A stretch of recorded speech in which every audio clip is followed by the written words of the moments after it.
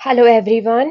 हम एमसीक्यू कर रहे थे। क्लास है 7th आपकी, लेसन है 3rd एनसीईआरटी से। चलिए आगे के क्वेश्चन करते हैं। भूप्रपट्टी के नीचे प्लेटों की गति के कारण, जब प्लेटें जो है वो गति करती हैं, एक दूसरे के ऊपर आ जाना या एक दूसरे के नीचे आ जाना या एक दूसरे को तोड़ के आगे बढ़ जाना, ठीक है। तो ये गति तो हो रही है, हर एक क्षण में हो रही है। मतलब हम इसको महसूस नहीं करते लेकिन हो रहा है, नीचे गति जरूर हो रही है। यानी कि पृथ्वी के अंदर जो है वो गति हो रही है हर एक टाइम में, मतलब हर एक क्षण लगातार हो रही है। तो जो पृथ्वी के नीचे प्लेटों की गति के कारण पृथ्वी के अंतर्जनित बल यानी एंडोजेनिक जो फोर्स है पृथ्वी की सतह पर यानी कि सरफेस ऑफ अर्थ पर क्या क्या परिवर्तन ला सकते हैं। तो ये ला सकते हैं, अर्थक्वेक आ सकता है, भूकंप, वल्केनोज हो सकते हैं, ज्वालामुखी आ सकते हैं, लैंडस्लाइड भी हो सकता है। और ये सब ये इसके उदाहरण हैं। ये डी है आपका आंसर।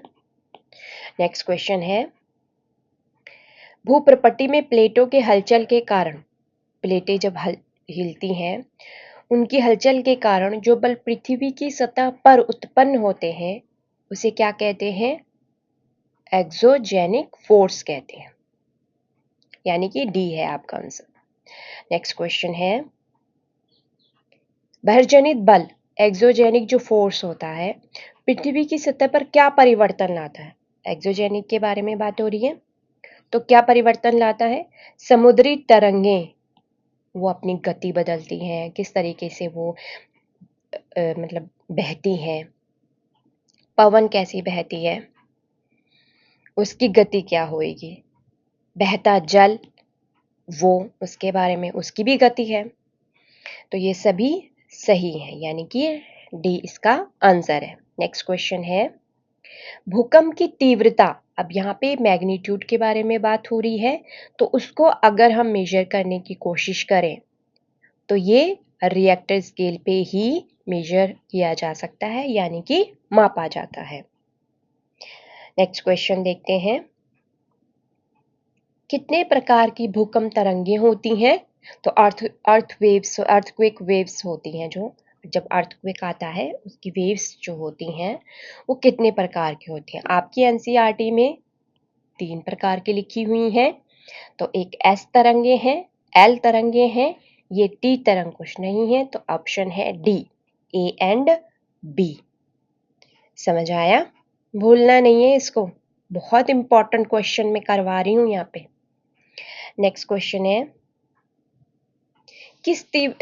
किस तीव्रता के भूकंप को अधिक शक्तिशाली, देखो शक्तिशाली तो सारे ही होते हैं, ठीक है, यानी कि काफी ज्यादा विनाश करते हैं।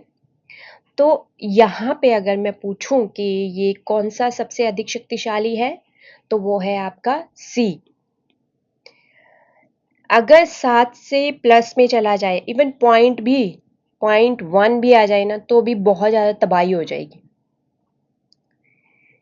लेकिन अगर हम 5.6 को भी देखें वो भी तबाही लाएगा, 6.5 को भी देखें तो वो भी तबाही लाएगा।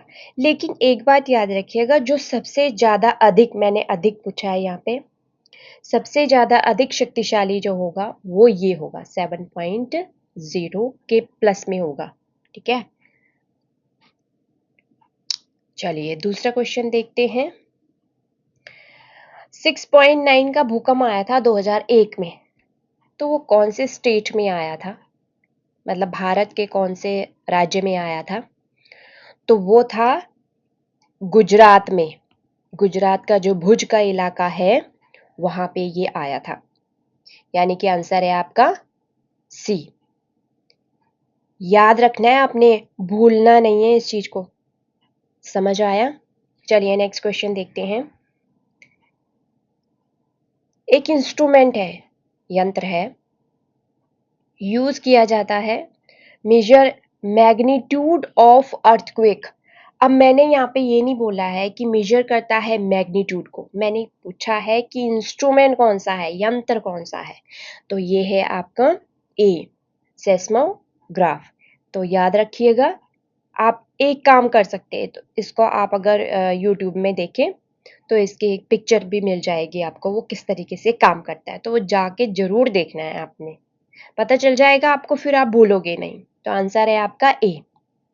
नेक्स्ट क्वेश्चन है,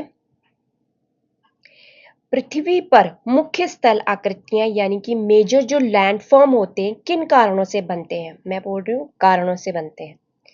तो ये अपक्षय होता है यानी कि विदरिंग होती है, इरोजन होता है, अपरदन होता है, और डिपोजिशन यानी कि निक्षेपण होता है।